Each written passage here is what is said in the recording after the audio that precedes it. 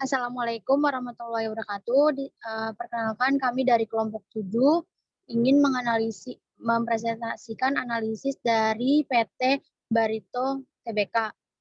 Di sini ada Aisyah Rahma, lalu Sukma Indah, Nurbaiti Usman, Zahra Revenda, dan saya sendiri. Selanjutnya untuk slide 1 akan dipresentasikan oleh Aisyah Rahma.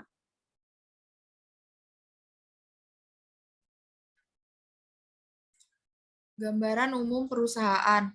Perusahaan berdiri pada tahun 1979 dengan nama PT Bumi Raya Pura Emas Kalimantan. Perusahaan awalnya dikenal sebagai pengolah hasil hutan yang terintegrasi dan mendapat pengakuan secara luas di industri kehutanan dan perkayuan di era 80-an. Tahun 1993, perusahaan go public dan modalnya digunakan untuk memperluas bisnis industri kehutanan dan menjaga kelangsungan pasokan bahan baku. 5 pabrik saat itu menghasilkan plywood, blockboard, particle board, dan woodworking produk yang diekspor ke Asia, Eropa, dan Amerika.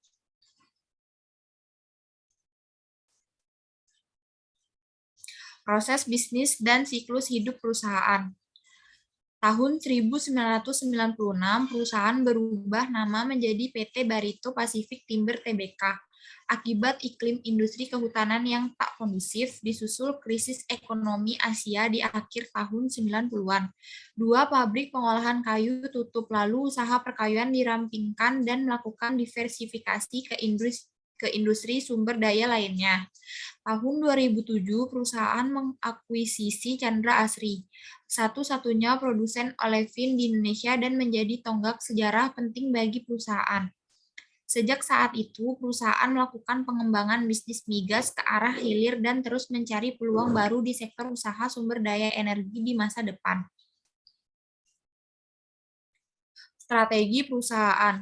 Pada 2016, Barito Pacific terus meningkatkan kinerja operasional dan finansial seraya membuat perkembangan yang stabil dan pelaksanaan sejumlah proyek pembangunan penting.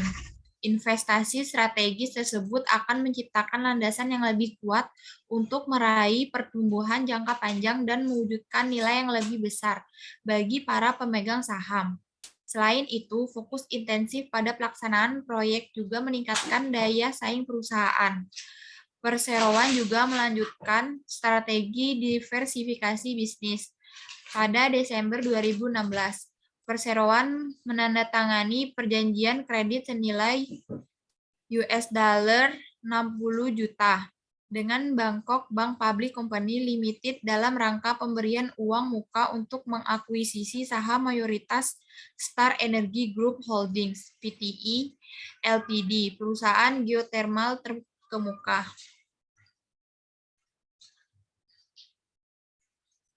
Market capitalization perusahaan petrokimia. Market capitalization atau kapitalisasi pasar adalah sebuah istilah bisnis yang menunjuk pada harga keseluruhan kepemilikan dari sebuah perusahaan. Nah, di sini terdapat berdasarkan data di atas dapat dilihat bahwa PT Dover Chemical atau DC merupakan perusahaan petrokimia dengan market capitalization tertinggi di antara pengembang yang lain. Hal tersebut menempatkan DC sebagai market leader perusahaan petrokimia dengan nilai kapitalisasi pasar sebesar 29,7% di seluruh Indonesia. BRPT sendiri menempatkan namanya dalam urutan ketiga dengan nilai kapitalisasi pasar sebesar 13,3% atau hanya 16,4% jika dibandingkan dengan DC. Next. Nah, untuk bagian 2 ada analisis laporan keuangan komparatif. Nah, di sini analisis laporan keuangan komparatif BRPT tahun 2016 hingga 2020 disajikan pada lampiran 1, 2, dan 3. Opini auditor atas laporan keuangan BRPT selama 4 tahun tersebut adalah wajar tanpa pengecualian. Laporan laba rugi common size disajikan dalam lampiran 5. Next. Nah, selanjutnya itu ada grafik 2. Komponen laporan laba rugi, common size.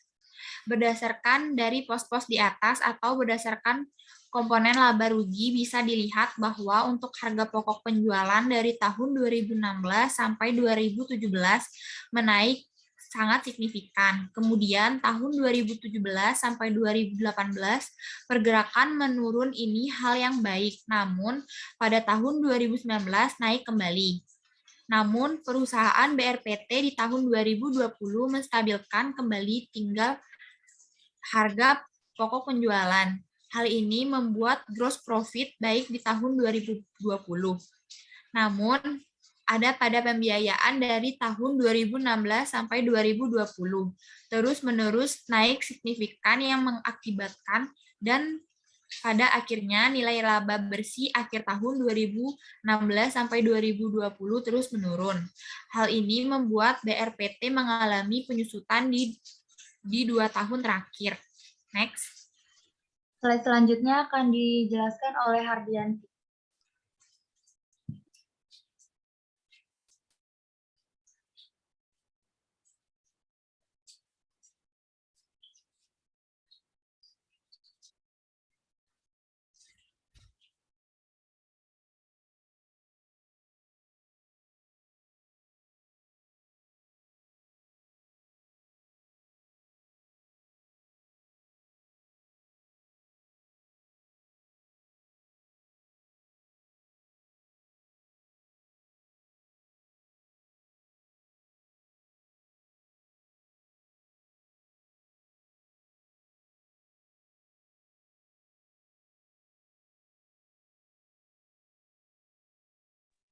Oke, selanjutnya untuk komposisi aset, di sini untuk persediaan itu terdiri dari untuk pos persediaan itu terdiri dari petrokimia, panas bumi,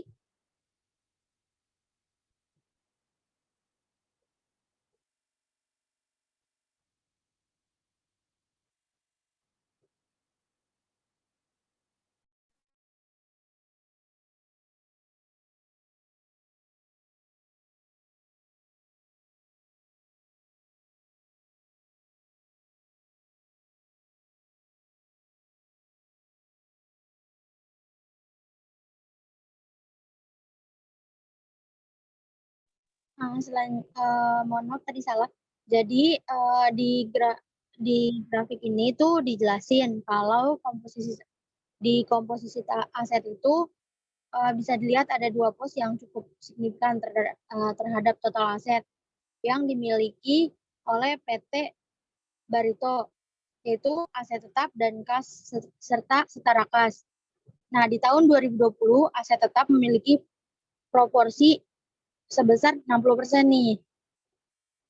Serta aset tetap sebesar ini tuh digunakan PT Barito itu untuk menghasilkan recurring income yang kemudian untuk kas dan setara kas memiliki komposisi sebesar 26% dalam pengelolaan aset perusahaan.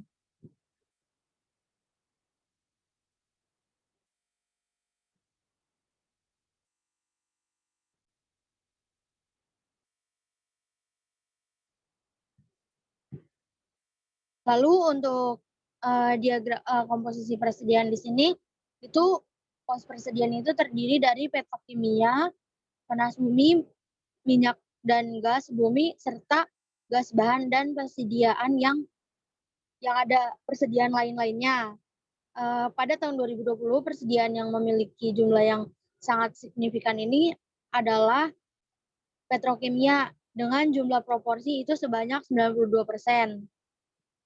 Lalu, hal ini menunjukkan bahwa PT Barito itu selalu melakukan terus perkembangan petrokimia yang akan menjadi terus berlanjut nantinya.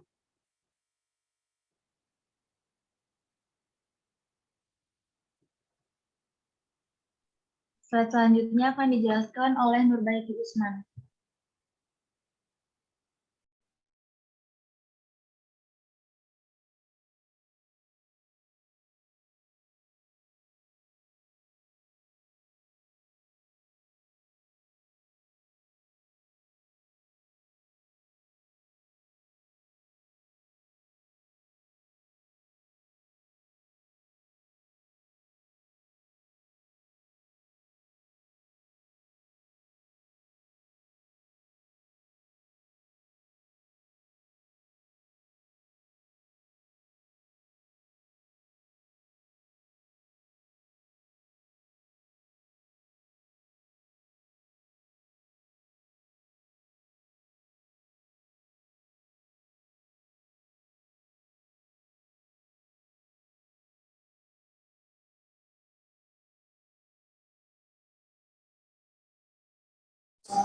Nah, di sini ada komponen laporan arus kas atau common size.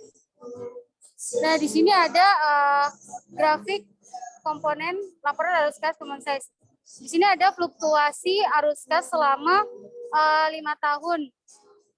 Seperti yang terjadi di tahun 2016, proporsi arus kas bersih yang diperoleh dari aktivitas operasi mencapai 60%, di mana BRPT lebih banyak menggunakan atau melakukan kegiatan operasi untuk membiayai kegiatan usahanya. Sementara di tahun 2020, proporsi arus kas bersih yang digunakan oleh perusahaan BRPT cukup stabil dari arus kas dari aktivitas operasi sebanyak 30%. Dari kas bersih diperoleh dari aktivitas pendanaan sebanyak 20%. Hal ini bisa dilihat bahwa BRPT melakukan kegiatan operasi dan pendanaan untuk membiayai kegiatan usahanya. Next.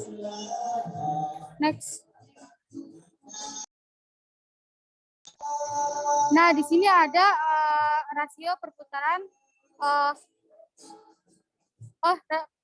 Di sini ada rasio perputaran perusahaan 2016 sampai 2020 dan versus DC 2020. Next. Itu dibaca dulu, dilihat dari rasio lancar perusahaan. Oke, nah di sini ada next di siklus dan periode likuiditas. Oh ya, yang ini. Nah, dilihat dari rasio lancar perusahaan BRPT bahwa memiliki rasio lancar yang baik dari tahun 2016 sampai 2020, memiliki proposisi akhir 1,87. Hal ini menunjukkan bahwa rasio lancar di atas 1 mengartikan bahwa kegiatan perusahaan BRPT tentang rasio lancar itu baik. Jika dibandingkan dengan market leader DC di tahun 2020, ada di angka 2,49, jauh lebih baik dari BRPT. Nah, untuk proposisi rasio cepat BRPT tahun 2020 sebesar 0,25. Hal ini menunjukkan BRPT tidak begitu memiliki kemampuan melunasi semua kewajibannya dengan aset yang dimiliki dibandingkan dengan market leader DC tahun 2020 memiliki proporsi angka 1,12 yang menunjukkan DC mampu melunasi semua kewajiban dengan aset yang dimiliki. Next. Nah, di sini ada analisis struktur modal dan solvabilitas. Perubahan pada struktur modal dan solvabilitas diukur dengan menggunakan beragam analisis dan perbandingan. Struktur modal BRPT untuk 5 tahun terakhir dianalisis dengan menggunakan analisis struktur modal dan solvabilitas sebagaimana lampiran 12 dan lampiran 13. Berdasarkan analisis tersebut dapat digambarkan secara sederhana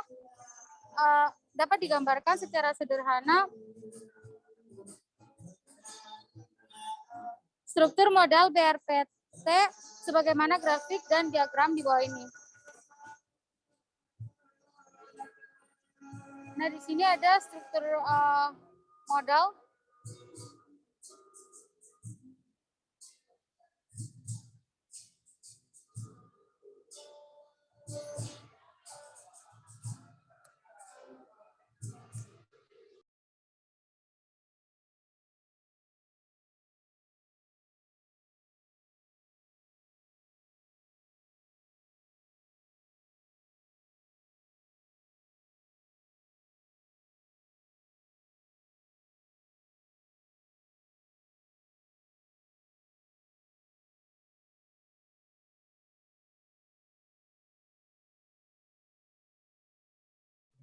Eti kok diem?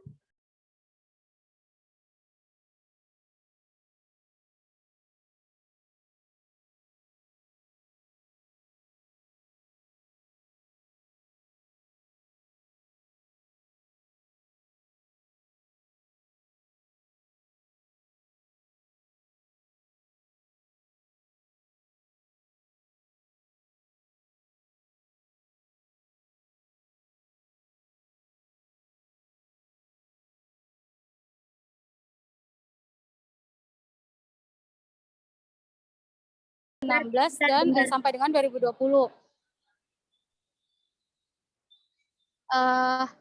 Berdasarkan analisis struktur modal dan solvabilitas tersebut, kami melanjutkan dengan mencari rasio struktur modal dan solvabilitas BRPT. Dibandingkan market leader di tahun 2020, berdasarkan data yang disajikan dalam lampiran 14, dapat kita lihat bahwa terjadi pergeseran struktur modal BRPT pada awal 2016 menuju 2020. Hal ini tersebut dapat dilihat dari peningkatan debit to equity ratio atau DER dari tahun 2016 yang hanya sebesar 0,99 menjadi 0,22 pada tahun 2020. DER dengan angka di bawah 1,00 mengindikasikan bahwa perusahaan memiliki utang yang lebih kecil dari ekuitas yang dimilikinya. Tetapi sebagai investor kita juga harus jeli dalam melihat DER ini, sebab jika total utangnya lebih besar dari pada ekuitas, maka kita harus lihat lebih lanjut apakah utang lancar atau utang jangka panjang yang lebih besar. Dari analisis rasio utang jangka pendek dan jangka panjang terhadap total utang, terlihat bahwa selama 2016 sampai 2020 utang jangka panjang selalu lebih besar dari utang jangka pendek. Hal ini sedikit mengkhawatirkan mengingat perusahaan berpotensi mengalami gangguan likuiditas di masa yang akan datang. Selain itu, laba perusahaan juga semakin tertekan akibat harus membiayai bunga pinjaman. Dibandingkan dengan market leader, rasio DER BRPT yaitu 0,22 tahun 2020 masih berada di bawah DER market leader yaitu 0,57. Selain itu, posisi rasio utang jangka panjang dibandingkan total utang BRPT dibandingkan market leader setara dan aman dengan nilai 0,2 dibandingkan 0,2.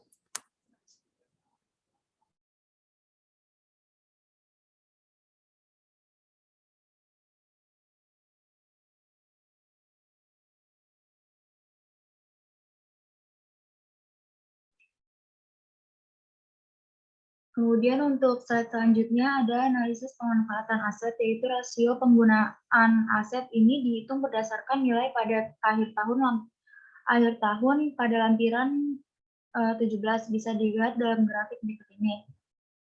Di grafik 17 itu ada rasio pemanfaatan aset tahun 2016 dan 2020. Lalu pada grafik 12-nya yaitu rasio pemanfaatan aset dibandingkan market leader tahun 2020, dilihat dari analisis rasio pemanfaatan aset di atas, terdapat pada sales to cash and equivalents untuk BRPT dan DC masih lebih baik BRPT dengan nilai 54,63% dan DC market leader yaitu 48,14%. Hal ini menunjukkan bahwa BRPT menempatkan kas atas penjualan lebih baik dari market leader DC. Namun jika dilihat dari sales to receivable, sales to inventory, sales to working capital, sales to fixed asset, sales to total asset, sales to short term liabilities, bahwa nilai BRPT di bawah market leader DC, namun untuk posisinya masih baik. Lalu analisis perputaran persediaannya, BRPT memiliki dua jenis persediaan yang terdiri dari persediaan lancar dan persediaan tidak lancar. Dalam menganalisis perputaran persediaan, kami menggunakan analisis perputaran persediaan sebagaimana lampiran 4. Jumlah persediaan yang dimiliki oleh BRPT memiliki tren yang selalu meningkatkan setiap tahunnya. Kami menggambarkan tren peningkatan tersebut sebagaimana grafik di bawah ini. Nah, di sini ada komposisi persediaan 2016 sampai 2020. Bisa dilihat dari komposisi persediaan BRPT tahun 2016-2020 tidak stabil, di mana yang mengartikan persediaan pada tahun 2016 dan 2018 mengangsur naik. Hal ini sangat baik, namun di tahun 2018 sampai 2020 berangsur terus menyusut. Hal ini perlu diperhatikan dalam keadaan persediaan perusahaan untuk menilai produksinya. Lalu analisis kinerja dan profitabilitas operasi, yaitu rasio profit margin dihitung berdasarkan persentase gross profit, EBIT, dan net income terhadap penjualan. Pada lampiran 18, BRPT mengalami kenaikan profit yang cukup stabil dari tahun 2016 hingga tahun 2020. Jika dilihat dari gross profit margin atau GPM, BRPT dari tahun ke tahun lebih efisien dalam memanfaatkan faktor-faktor produksinya, baik dari material maupun tenaga kerja. Lalu ada analisis rasio profit margin 2016, 2020, dan DC 2020. Rasio profit margin BRPT versus DC 2013 dilihat dari pos perbandingan di atas bahwa gross profit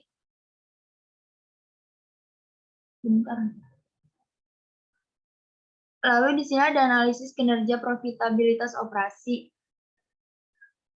Grafik 15 rasio profit margin BRPT versus DC 2013 dilihat dari pos perbandingan di atas bahwa gross profit margin BRPT dan market leader DC tahun 2020 di angka yang baik, BRPT 5,69% dan DC 14,61%.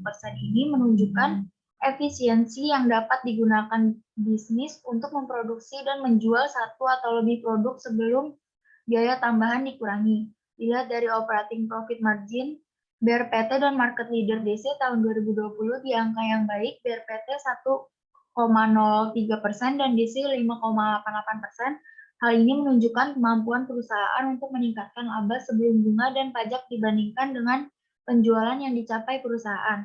Dan terakhir, net profit margin BRPT dan market leader DC tahun 2020 di angka yang baik, BRPT 0,74% dan DC 4,38%. Net profit margin atau NPM merupakan poin penting untuk menilai kemampuan yang dimiliki perusahaan dalam mendapatkan keuntungan. Untuk perusahaan BRPT sulit mendapatkan keuntungan. Persentase aset terhadap akumulasi penyusutan lampiran 19 menunjukkan apakah perusahaan dapat memperoleh cukup kas untuk mendapat asetnya atau mengganti aset yang usang. Rasio ini diperoleh dari membandingkan akumulasi penyusutan dengan nilai aset tetap tanpa tanah dan konstruksi dalam pengerjaan rasio tetap terhadap akumulasi penyesuaian BRPT. Pada grafik 16, analisis penyusutan BRPT dan versus DC 2020. Analisis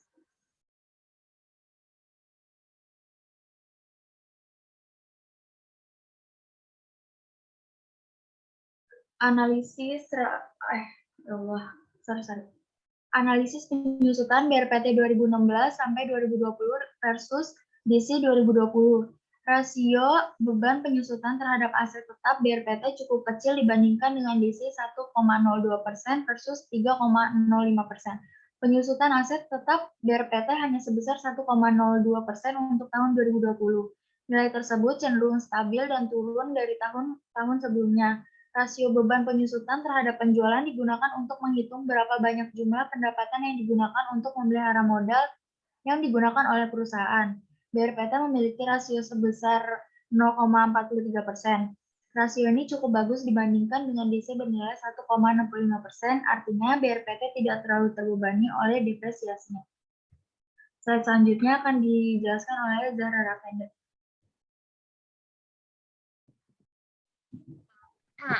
Pergerakan saham petrokimia.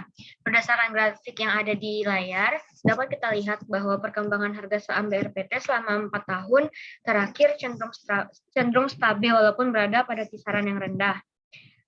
Analisis DuPont.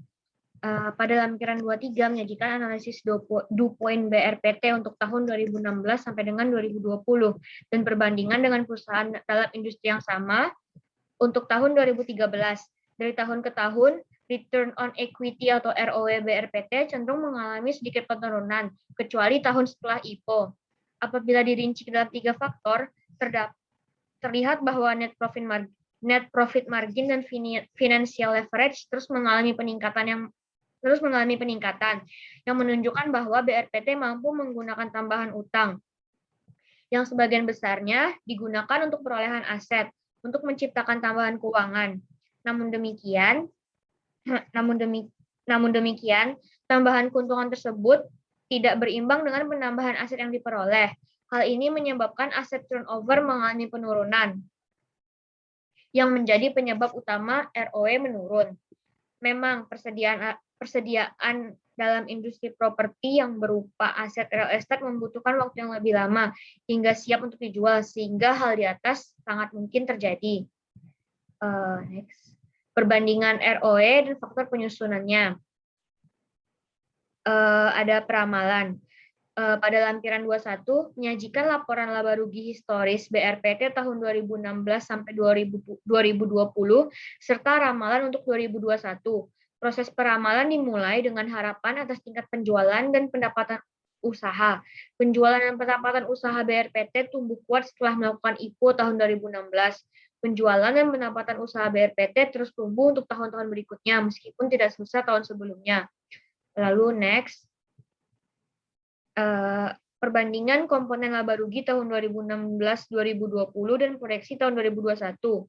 Untuk ramalan tahun 2021, perusahaan optimis target penjualan pemasaran bisa tumbuh sekitar 10-15% atau diperkirakan penjualan dan pendapatan usaha akan tumbuh sebesar 24,5%. Namun demikian, angka tersebut akan sulit dicapai melihat tren sales growth BRPT yang terus menurun dan adanya ketidakpastian kondisi ekonomi global yang disebabkan oleh melemahnya kinerja ekonomi makro yang masih akan berlanjut tahun 2020.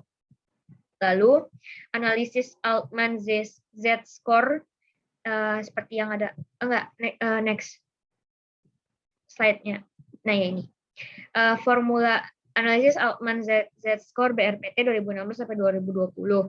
Formula Z-score yang digunakan adalah modifikasi untuk perusahaan non-manufaktur yang mengabaikan aset turnover.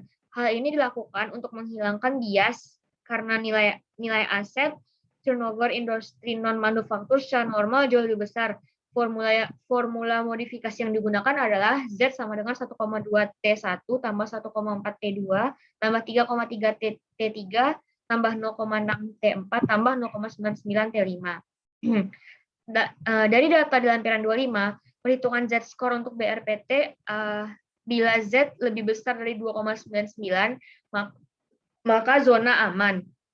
Bila Z kecil dari antara 1,81 dan kecil dari 2,99, maka zona abu-abu. Bila Z kecil dari 1,81, maka zona distress. Perhitungan Z-score tahun 2020 di angka 1,22 mengartikan Z kecil dari 1,81 yang mengartikan bahwa distress, di mana status keuangan perusahaan BRPT sedang mengalami kesulitan keuangan atau financial distress. Kesimpulannya, komponen laba rugi bisa dilihat bahwa untuk harga pokok penjualan dari tahun 2016 sampai 2017 menaik sangat signifikan. Kemudian tahun 2017 sampai 2018 pergerakan menurun. Ini hal yang baik, namun pada tahun 2019 naik kembali. Namun perusahaan BRPT di tahun 2020 menstabilkan kembali tinggal harga pokok penjualan. Hal ini membuat gross profit baik di tahun 2020, namun ada pada pembiayaan dari tahun 2016 sampai 2020 terus-menerus naik signifikan yang mengakibatkan dan pada akhirnya nilai laba bersih pada akhir tahun 2016 sampai 2020 terus menurun. Hal ini membuat BRPT mengalami penyusutan di dua tahun terakhir. Dilihat dari rasio lancar perusahaan BRPT, bahwa memiliki rasio lancar yang baik dari tahun 2016 sampai 2020 memiliki proposisi akhir 1,87. Hal ini menunjukkan bahwa rasio lancar di atas 1, mengartikan bahwa kegiatan perusahaan BRPT tentang rasio lancar itu baik. Jika dibandingkan dengan market leader yaitu DC di tahun 2020 ada di angka 2,49 yang pastinya jauh lebih baik daripada BRPT. Lalu, berdasarkan analisis struktur modal dan solvabilitas tersebut, kami melanjutkannya dengan mencari rasio struktur modal dan solvabilitas BRPT dibandingkan dengan market leader di tahun 2020. Berdasarkan data yang disajikan dalam lampiran 14, dapat kita lihat bahwa terjadi pergeseran struktur modal BRPT dari awal tahun 2016 menuju 2020. Hal tersebut